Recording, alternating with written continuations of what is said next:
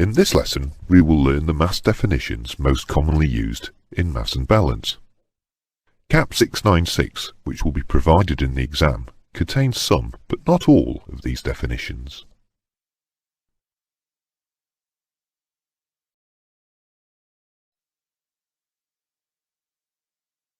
Let us look at basic empty mass. This is the mass of an aeroplane with all of its basic equipment plus a declared quantity of unusable fuel and other unusable fluids. It includes engine lubricating oil and oil in auxiliary units. Items such as fire extinguishers, pyrotechnics, emergency oxygen equipment and supplemental electronic equipment are also included. Basic empty mass is used as the basis for calculating the centre of gravity for small aeroplanes. Dry operating mass is the total mass of the aeroplane ready for a specific type of operation, excluding all usable fuel and traffic load, which we will define later. It consists of the basic empty mass plus the mass of the crew and their baggage, catering and removable passenger service equipment, potable water, and lavatory chemicals and food and beverage. Dry operating mass is used as the basis for calculating mass and centre of gravity for large aeroplanes. The next step is to look at operating mass. This is made up of dry operating mass plus the fuel mass, but not including the traffic load. It is the mass ready to go apart from passengers, baggage, and freight masses.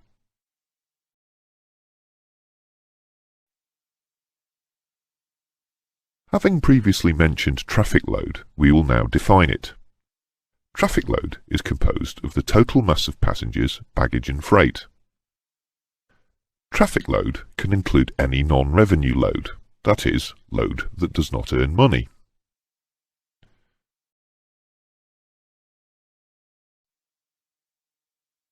Something that will be used later on in this course is useful load. Useful load is defined as the total mass of the passengers, baggage and cargo or freight, including any non-revenue load and usable fuel.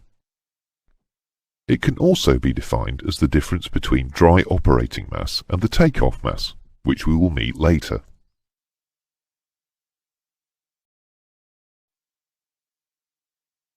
Continuing with definitions, we can look at zero fuel mass. It is the dry operating mass plus the traffic load, but excluding any fuel mass.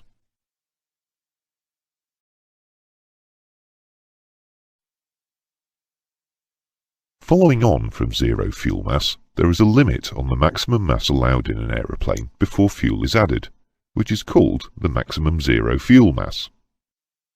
The limit is imposed to restrict the stress in the wing roots when the wing fuel tanks are empty.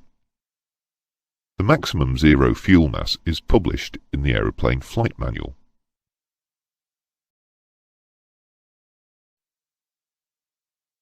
When the aeroplane has been fully loaded and fueled prior to moving from the park position, it has a mass called taxi mass. It is sometimes referred to as ramp mass. There is a maximum limitation imposed on the mass at the start of taxi, and it is called maximum structural taxi mass. It includes the fuel for taxi. This limit is also published in the aeroplane flight manual.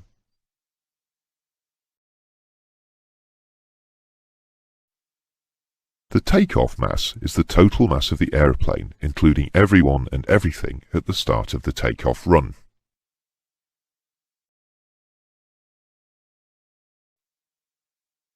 The maximum structural takeoff mass is the maximum permissible total aeroplane mass at the start of the takeoff run.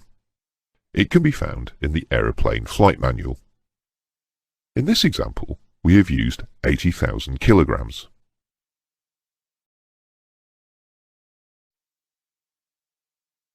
Prior to departure, the aeroplane performance is calculated, which is subject to departure airfield limitations.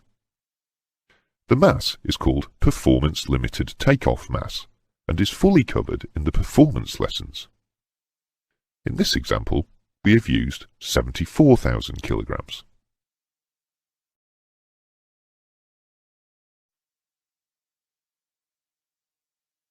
Taking the two previous limitations, structural and performance, the lower of the two will be the one we must use for takeoff. This is called the regulated takeoff mass, which we will use in our final mass and balance calculations.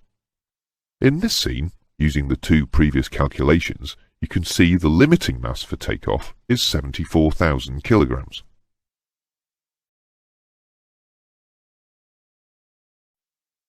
To conclude definitions, we will look at the three used to determine limiting landing mass. The first is maximum structural landing mass, which is the maximum permissible mass on landing under normal circumstances and will be the mass published in the aeroplane flight manual. In this example, we have used 40,000 kilograms. The performance limited landing mass is the mass subject to the destination airfield limitations. This is fully covered in the performance lessons. In this example, we have used 42,000 kilograms.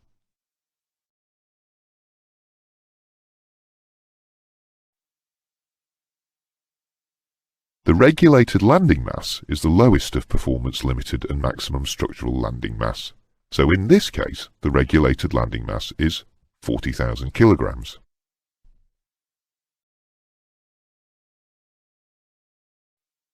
To appreciate how all of the definitions you have learnt in the previous two lessons come together, use this illustration, which arranges them in sequence in the form of a jigsaw. To arrive at the ramp or block mass, for instance, follow the steps as shown. Start at basic empty mass, then add crew and standard equipment, which equals dry operating mass. Now add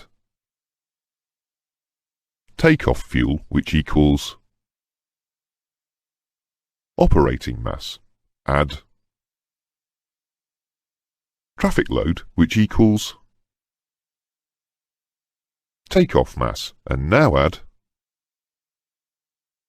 start and taxi fuel, which finally equals